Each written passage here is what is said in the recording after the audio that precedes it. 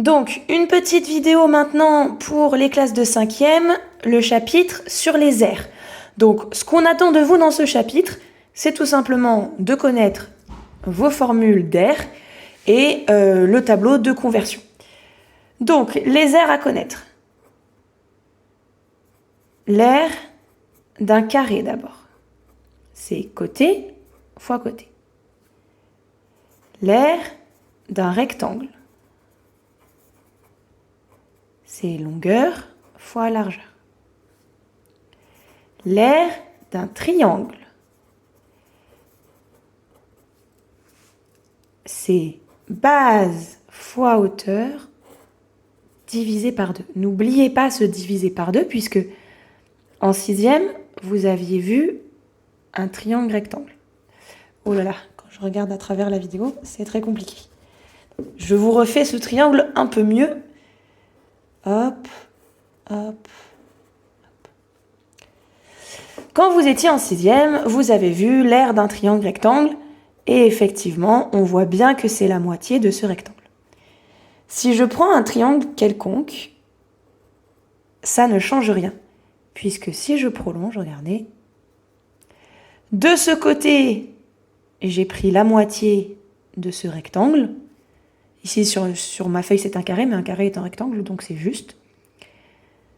De ce côté, j'ai pris la moitié de mon rectangle, donc j'ai bien pris au total la moitié du grand rectangle. Donc un triangle, c'est la moitié d'un rectangle. Donc ce sur 2, il ne faut surtout pas l'oublier. Ensuite, l'aire d'un disque. L'aire d'un disque, c'est pi fois rayon, ou pi r carré pour ceux qui sont à l'aise avec cette notation.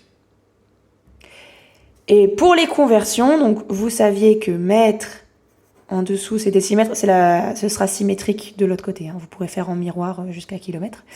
Décimètre, centimètre, millimètre. Donc vous aviez appris qu'il fallait faire x 10 pour aller de droite à gauche du tableau. D'accord ?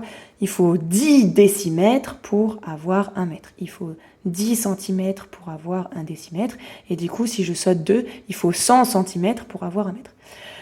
Si je mets des carrés pour faire des mètres carrés, décimètres carrés, centimètres carrés, millimètres carrés, ce que je dois faire dans mon tableau, c'est couper en 2 comme ça. Il y a 2, donc 2 cases.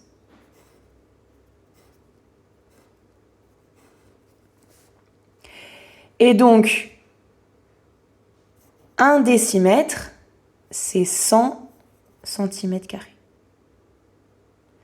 Donc c'est ça pour la conversion. Il faudra à chaque fois utiliser ce tableau-là. C'est tout ce que vous devez savoir dans ce chapitre. Et bien sûr, ce qu'on va vous demander, c'est des petites figures complexes. Donc par exemple, je vais faire n'importe quoi. Hop, on va vous donner une petite maison comme ça. Voilà. Bon, c'est pareil, hein, je fais toujours dans le... Je regarde au travers la vidéo, donc c'est pas droit, mais c'est pas grave. Avec une petite fenêtre ronde. Voilà. On va dire que, j'en sais rien moi, là c'est 5, là c'est 10, là c'est 6. C'est pas grave si c'est pas les bonnes proportions. Hop. Et là c'est 1. Bon, on va vous demander l'aire assurée. Donc il va falloir appliquer la formule du rectangle, la formule du triangle et la formule du disque. Donc je fais la formule du triangle, donc c'est base fois hauteur sur 2, plus l'aire de mon rectangle, donc longueur fois largeur, moins pi fois rayon au carré. Donc vous avez 10 divisé par 2, 5, 5 fois 5, 25, ou 50 divisé par 2, 25, comme vous voulez, plus 60, moins 1 fois 1, ça fait 1, donc juste moins pi. Hein. Alors, si on vous demande la valeur exacte, vous pouvez vous arrêter là. Si on vous demande la valeur approchée, vous pouvez enlever 3,14. Donc, j'enlève 3, on est à 82.